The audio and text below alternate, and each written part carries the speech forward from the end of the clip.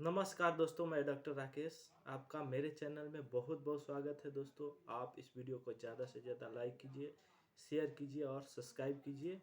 और इलेक्ट्रोहोम्योपैथी में आप अच्छी अच्छी जानकारी इस वीडियो से आपको मिलती रहेगी। तो चलिए आज इस वीडियो को हम लोग शुरू करते हैं। तो दोस्तों आज आपको मैं कफ के बारे में बताऊंगा, जिसे हिंदी में खांसी कहते हैं।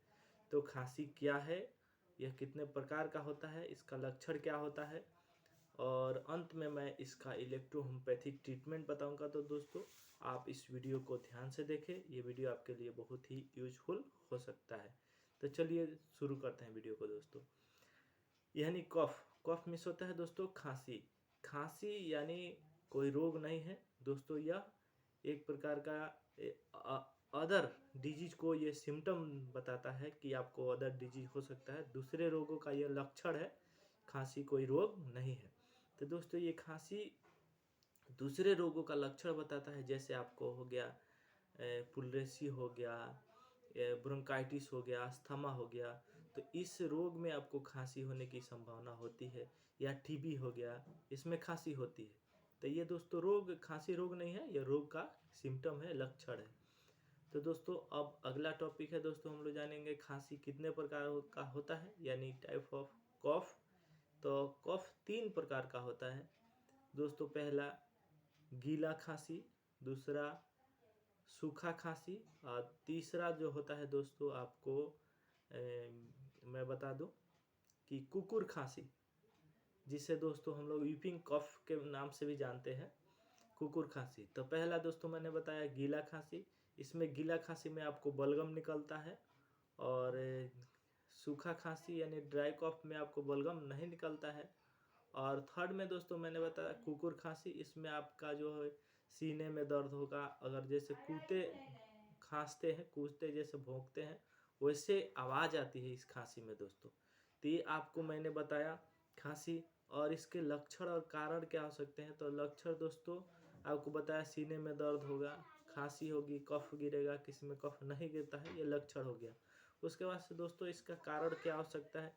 तो कारण में सर्दी जुकाम हो सकता है, या मौसम अगर बदलता है तभी ये चीज़ें आपको खांसी हो सकती है।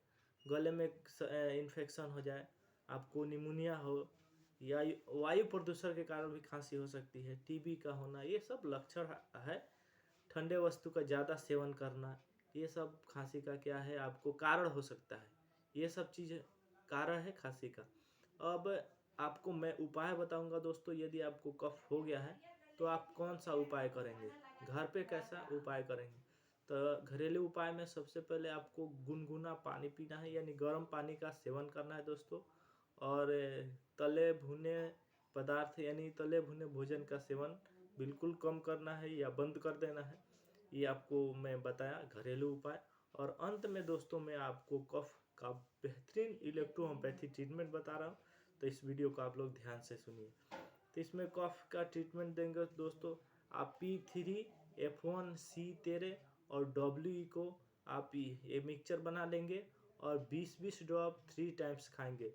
यदि इस मेडिसिन को गुनगुने पानी में खाते हैं तो इसका प्रभाव बहुत अधिक हो जाता है। ठंडे पानी में खाते हैं तो कम, और डायरेक्ट भी खाते हैं तो थोड़ा सा कम होता है। तो मैं एडवाइस करूंगा कि आप इसे गुनगुने पानी में ही खाएं, चाय की तरह से चुस्की लेकर के पिए। सेकेंड मेडिसिन दोस्तों है L3 एस्टेन और P4। इसे भी 20 ड्रॉप्स यानी 20 बूंद 3 टाइम्स खाएंगे। और दोस्तों थर्ड जो मेडिसिन है इसको ध्यान से सुनिएगा। यदि आपको क्रोनिक कफ है तो आपको S5C5F1 C3 और A3 का ये सेवन करेंगे दोस्तों। ये भी मिक्सचर बना के 20 ड्रॉप्स इसे 3 टाइम्स खाएंगे यदि क्रोनिक कफ है। तो यदि आपको एक्यूट कफ है, जस्ट कफ हुआ है, खांसी हुआ है, तो अब आप इस मेडिसिन के बदले आप S1C5L1A3 F1 भेनवन का सेवन करेंगे दोस्तों।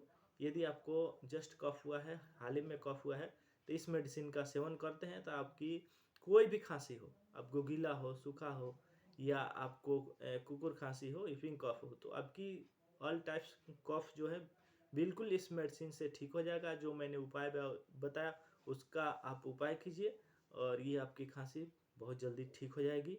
थैंक यू दोस्तों, नमस्कार, धन्यवाद।